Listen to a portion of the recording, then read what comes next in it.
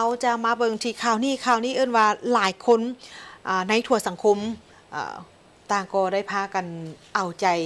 ช่วยในการค้นหาภารกิจของการค้นหาในจำนวน7คนที่ติดอยู่ภายในถ้ำของทางเมืองหลงแจ้งแขวงไซสมบูรณ์ติดตามภารกิจของการกอบกู้เอาทั้ง7คนที่ติดอยู่ภายในถ้ำอยู่ที่บ้านพันไซของเมืองหลงแจ้งแขวงไซสมบูรณ์นับตั้งแต่วันที่20พฤษภาคม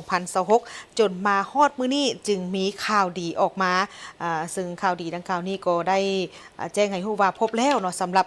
ผู้ที่ติดอยู่ภายในถ้ำแต่ว่าการพบในเทอนี้เป็นพบเพียงแต่5คนส่วนว่าอีก2คนนั้นก็ยังสืบต่อในการค้นหาอันนี้เป็นข้อมูลที่เพิ่นให้ฮู้เนาะในมื้อวันที่20พฤษภาคม2026ที่ผ่านมานี้ได้เกิดเหตุมีประชาชนจำนวน8คนที่เข้าไปในถ้ำอยู่ที่บ้านพันไซของเมืองหลงแจ้งแขวงไซสมบูรณ์ในระยะเวลาดังกล่าวนี้ได้เกิดมีฝนตก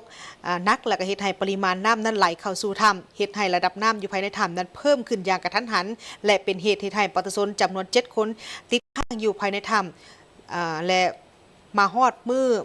หลังจากที่เกิดเหตุแล้วเนาะจนว่ามาฮอดมื้อนี้วันที่27พฤษภาคม2026ทางหน่วยงานที่เกี่ยวข้องเนาะซึ่งหลังจากที่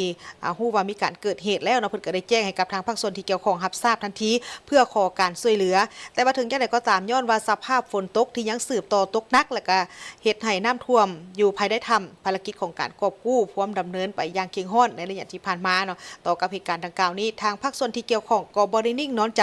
ก็ได้มีการสมทบกับทางอำนาจการปกครองของทางแขวงไซสมบูรณ์ทางคณะรับผิดชอบระดับแขวงพร้อมด้วยหน่วยงานกู้ภัยทั้งภายในและเสี่ยวซานจากประเทศเพื่อนบ้านเล็งเข้าไปสุกยู่ในการช่วยเหลือผู้ที่ประสบภัยให้ออกมาอย่างปลอดภัย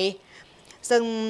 มาฮอดมื้อนี้เนาะมาฮอดมื้อนี้ก็คือวันที่27พฤษภาคม2026จึงมีข่าวดีแจ้งออกมาว่าพบแล้วสำหรับผู้ที่ติดอยู่ภายในถ้ำนั้นแต่ว่าการพบเทื่อนี้แม่นพบเพียงแต่5คนส่วนว่าอีก2คนนั้นยังบ่ทันค้นพบเทื่อแต่ว่าทางหน่วยงานที่เกี่ยวข้องก็สืบต่อในการค้นหาตื่มอีกสำหรับผู้ที่รอดชีวิตก็คือผู้ที่พบเห็นจำนวน5คนนี้ปัจจุบันนี้เห็นว่าทางหน่วยงานที่เกี่ยวข้องเพิ่นก็ทางหน่วยกู้ภัยนี่เพิ่นก็ได้แจ้งออกมาว่าทั้ง5คนพบเห็นอยู่ภายในถ้ำแต่ว่าทั้ง5คนนี่ก็มีอาการที่อิดเมื่อยทั้ง